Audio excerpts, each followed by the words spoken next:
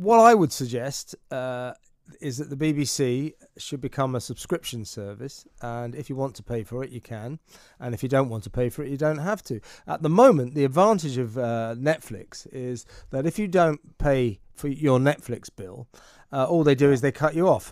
If you don't pay your BBC bill, they send you to prison. That's mad, isn't it?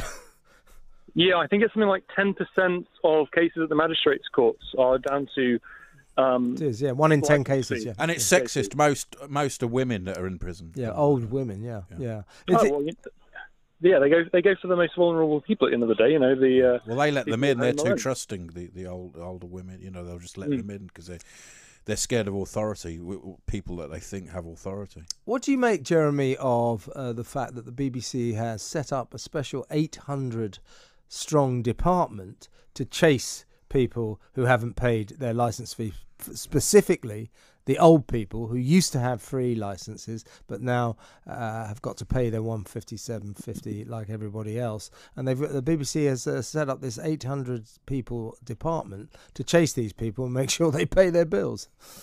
It's utterly abysmal. I mean, I think that's larger than a battalion of soldiers, for example. I mean, they've literally got more than a battalion of people trying to hunt down people who, in most cases, probably are not paying by accident rather than anything. And you know that the people who might be avoiding paying, maybe with malicious intent, are those who will be getting away with it anyway. Yeah. It's the people who aren't maybe, don't have the cunning to avoid it that will be getting prosecuted. Those people who are just, they've probably made an honest mistake. Yeah. It's just terribly anachronistic and weird now, the BBC system, that we're the only country in the world where if you don't pay for your television entertainment, then you could end up going to prison.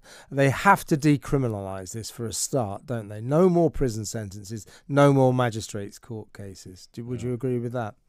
Oh, completely. I mean, if someone suggested our current system in the modern day, they get laughed at. No one would create a system that criminalises people for watching TV in the 21st century. I mean, it's a bit balmy that it was ever created, but now it's especially farcical.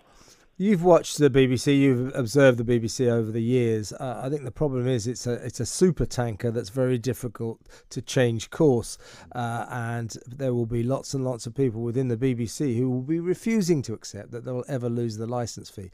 They can technically keep it until 2027 when it comes up for review, but a lot of more sensible observers of the media scene suggest that the BBC should be proactive and come up with a new system to fund itself before that. I'd like to see them get to grips with this problem and not just wait until 2027, wouldn't you? Oh, absolutely. I mean, if you look at how quickly technology changes, if they wait till 2027, they won't have anything left to keep a hold of, really. They've got to get on this and address their problems right now. Well, young people don't watch linear telly, so they won't even have TVs. They watch on their laptop. Yeah, it's a good point that makes there, Jeremy. What about that young people have already defected? I mean, you put young people in front of the BBC and say, here, watch Country File, watch the One show. Oh, it's on at 7 o'clock. You got to watch it then. They have no idea what you're talking about. They look at it and they think, what is this? It's completely out of their world. And as Ash said, they just don't watch the BBC. They don't pay the license because they don't want to watch it. I don't think the BBC is getting to grips with the scale of the defections it's already suffering. Yeah, I think that's quite right. I mean, every year they do seem to, go a bit crazy trying to follow the youth audience, and they always fail because they go for very strange things or things that are already catered for. So whilst they're trying to chase a new audience, they're also abandoning their core audience of older people. And I think they've just got to accept their main remit of, providing things that other networks don't provide, the educational things. And then there is like BBC Studios, to be fair. They do some good shows, but they go on, they go on the market. They go to other networks. I mean, it's got to scale back, I would have thought, on local radio. It's got to scale back on its online activity. Its online activity is a direct challenge to lots of viable businesses all over this country. I find it disturbing that we have a public-funded behemoth, as you called it quite rightly earlier, that in many areas of the modern media situation is fighting businesses and making life very difficult for commercial enterprise. Yeah, I think radio is a really good example of that. I think, the BBC as it is, they've got about 55% of the radio market share.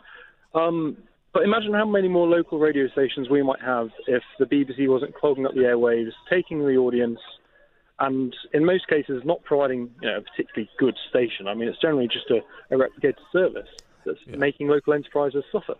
You're right. I mean, that's the thing about the BBC now. People always go, "Oh, it's so marvellous." It's actually, you look. Well, they've ruined it. They should be not. investing the money in the local services. Well, that's the point, isn't it, Jeremy? That they're spending money on surveys and 100 million on diversity, and trying to be right on and special and woke. But wouldn't that money be much better spent on some decent programs? Because I don't see very many decent programs at the moment. Everybody always says, "Oh, what about David Attenborough?" All right, apart from David Attenborough. Well, the incredible thing is, as nice as it might be to see the BBC produce some decent programming, they don't really need to anymore because there are so many private alternatives that do at least as well, if not much, much better. So it's a nice idea, but I think, to be honest, the time has just gone. Yeah, but I do think it should seize this opportunity. The new Director General with his new broom should seize this opportunity to get the BBC ready for the change that is coming. It isn't going to keep the licence fee. Whatever happens, it's going to end up with less money, possibly none. And it needs to streamline itself and stop being such a massive, ungainly organisation with tentacles everywhere, and streamline itself into a decent television service that informs and entertains. Yeah, I couldn't agree with you more. That's absolutely spot on. Hang on.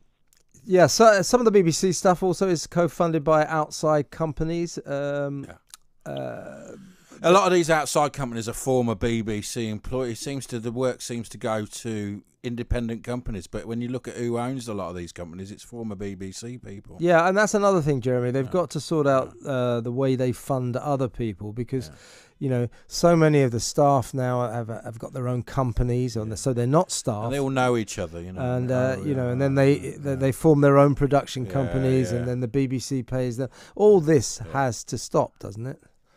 Yeah, I mean, I don't want to really go after individuals, but the one that comes to mind is the Graham Norton show. I know I think that's produced by So TV, his company, So TV, yeah. And so they'll release their annual pay figures, and everyone will say, "Oh, that's a bit." He gets paid quite a bit, but really, it's just a drop in the ocean. All these stars, they're getting astronomical amounts that the public accounts don't really disclose, and that's really quite the scandal that most taxpayers aren't aware of.